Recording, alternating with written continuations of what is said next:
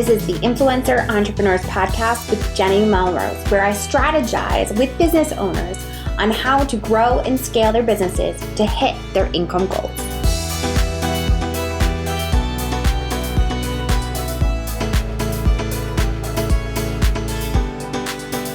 This is episode 344 of the Influencer Entrepreneurs Podcast with Jenny Melrose.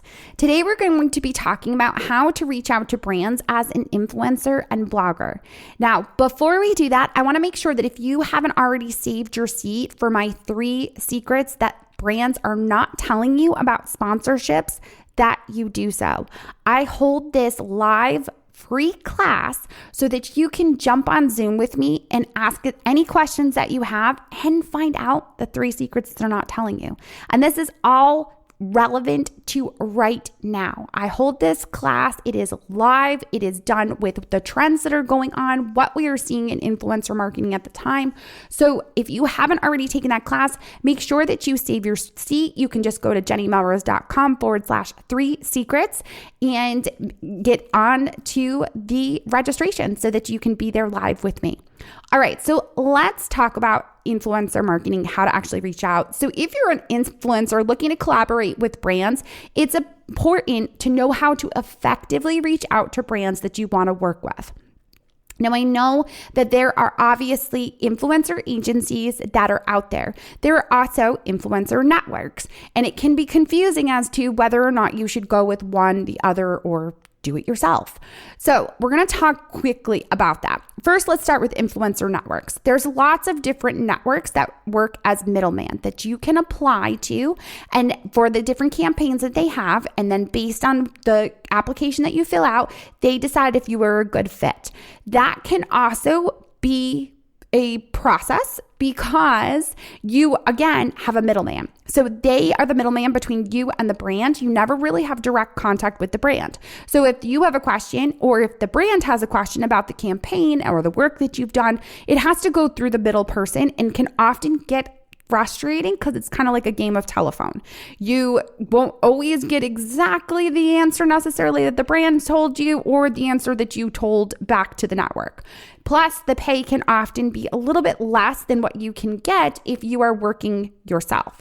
Now, influencer agencies are a great opportunity as well. They will often take a percentage of your sponsored contract that you end up landing. The agency does the work for you. They often require a certain number of followers, specific niches. Sometimes it's very specific to only food bloggers or DIYers that they will actually work with.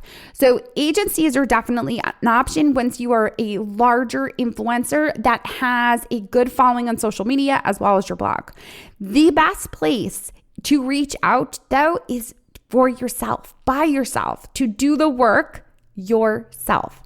Now, in order to do that, you have to find brands that align with your niche and values. And the best place to do that is to start in your house. What products and services are you already using by specific brands? If you are a food blogger, go and look in your pantry or your spice cabinet.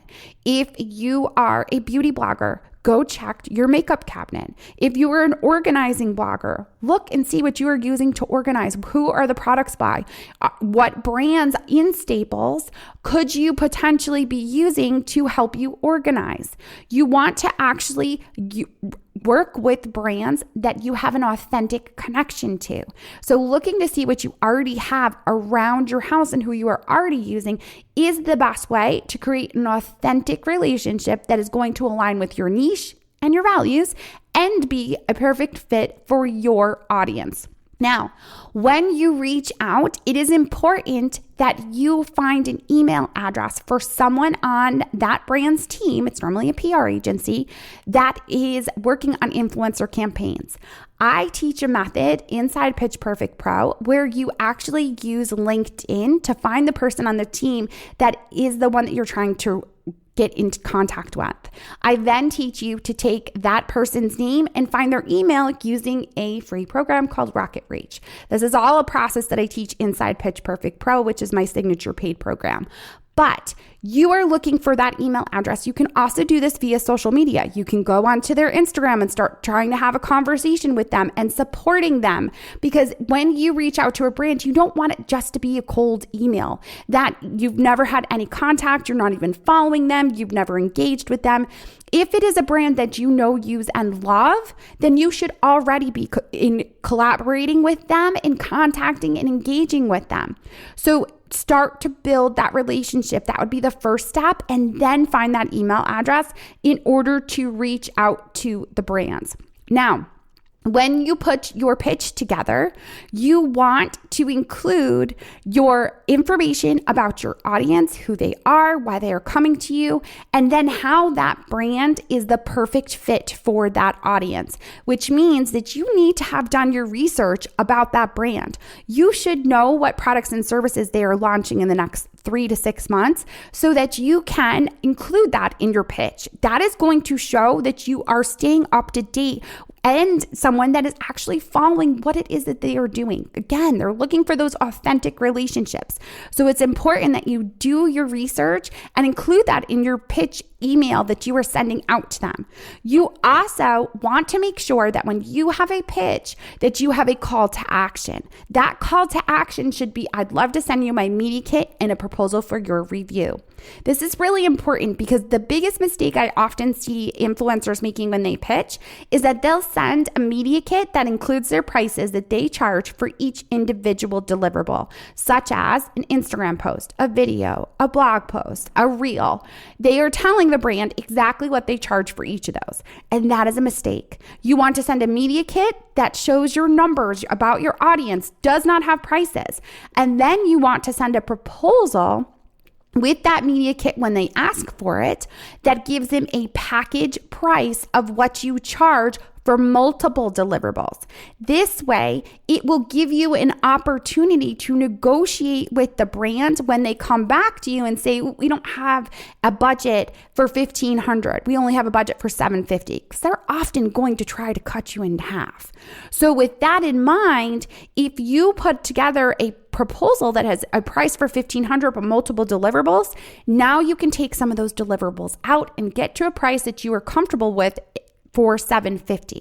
So it's important to always make sure that you have that call to action, media kit and proposal. They're often going to say, sure, send me your media kit. You are sending both because they are expecting your media kit to have your pricing, and you are not going to do that, because if you do, they are going to get you for less of a price than you are worth, or you're going to be uncomfortable what you are delivering to them for that price. So really keep that in mind when you are trying to put together that proposal for them and sending over the pricing for them. As far as what you want to maintain, because one of the biggest things with brands is that when you work with them once, or even when you're starting to reach out to them, you want it to be a long-term relationship. We don't want this to be one and done. We want this to be something that can continue 3, 6, a year, 2 years, 3 years, a relationship that is authentic to your brand, to your audience. And so that as the time goes on, it continues to be consistent income that can come in. You want to continue to build that relationship. I also teach that in order to build that relationship, you provide them with data that shows how you have benefited them during that campaign. And this is all part of what I teach inside Pitch Perfect Pro. But in order to maintain that relationship, even if it hasn't been a relationship as of yet, continuing to engage with them, continuing to find out what their products and services are, especially if it's a dream brand that you have always wanted to work with. You want to continue to build that relationship over time. All right, you guys. If you have not registered yet for my 3 secrets that the brands are not telling you about sponsorships, you are going to want to make sure that you do that. Just go to jennymelrose.com, 3 secrets. I'm going to give you even more information than I have during this episode, because I'll have more time with you and you'll be live with me to be able to ask your questions. So make sure you register for that. If you haven't already left me a rating and review on your favorite podcasting app, I would so appreciate it if you took the time to do so. Just scroll to the bottom. You'll see where there's rating and reviews. Hit the little stars and then do me a quick 1-2 sentence about what you found helpful about this podcast episode. All right, guys, until next time, I will see you all then.